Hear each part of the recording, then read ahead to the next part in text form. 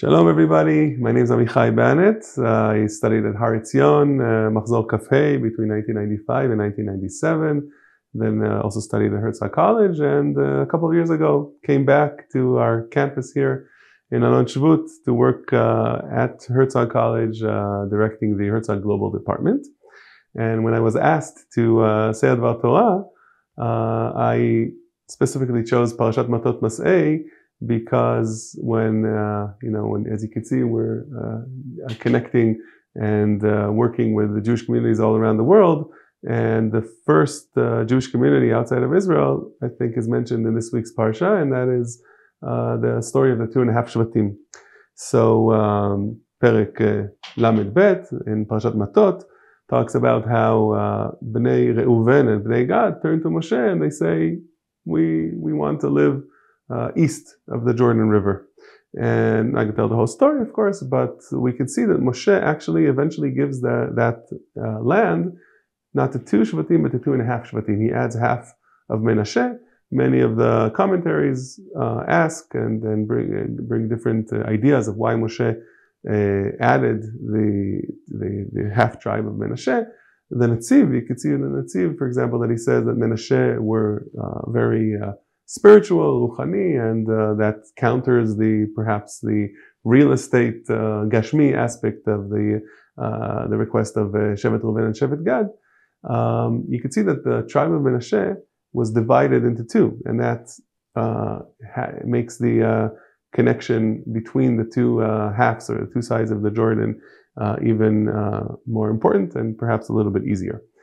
We could see that the tribe of Menashe has an extra strong connection with the land of Israel. We saw that with Benot Tzlofchad. Benot Tzlofchad didn't want to give up the possibility to get an inheritance and a chala, part in the land of Israel. And they went to Moshe and they requested it.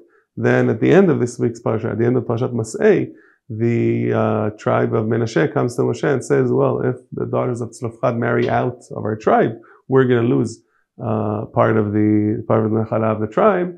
And Moshe finds a solution through Hashem, of course, in which they would marry their cousins, and the tribe of Menashe would not lose any part of their inheritance. The story of the 2.5 tribes continues, and after they fight together with Yoshua in the beginning of Sefer Yoshua, towards the end of Sefer Yoshua in Perek Kaf Bet, they go back to their land east of the Jordan River, and they build an altar, a mizbeach.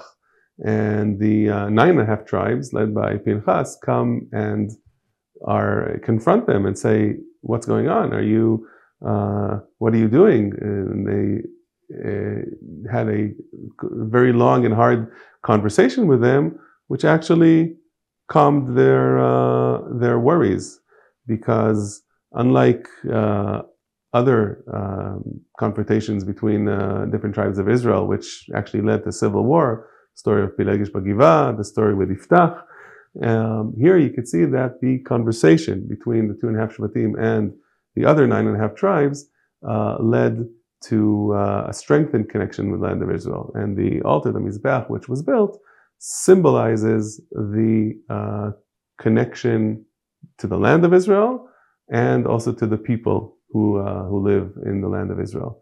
So that's another very strong message that we learn from the 2.5 tribes.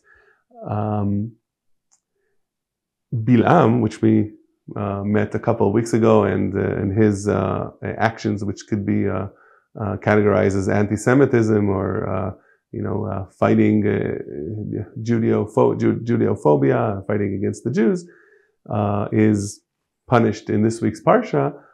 Now, fighting anti-Semitism, there are certainly many different ways. I'm not a security expert, so I'm not going to talk about protecting the communities abroad. I'm not a hasbara expert, so I'm not going to talk about public diplomacy, but I think we can and should talk about Jewish identity. One of the ways to be able to counter a fight against your actual being and your identity is by learning Tanakh, learning other things which strengthen our Jewish identity. And it's true for younger children, it's certainly true for adults as well. So as you know, another reason I chose this week's Parashat is because next week there's the Yemein B'Tanach right here at our campus here at Herzog College and Haretzion, and we have the opportunity of learning from our beloved Ramim, Roshei Yeshiva, lecturers at Herzog and other places, and strengthening the connection both to the Tanakh and to Eretz Israel. Of course, if you're here in Israel, you're more than welcome to come. If you're not, then you can watch it online, either live or recorded.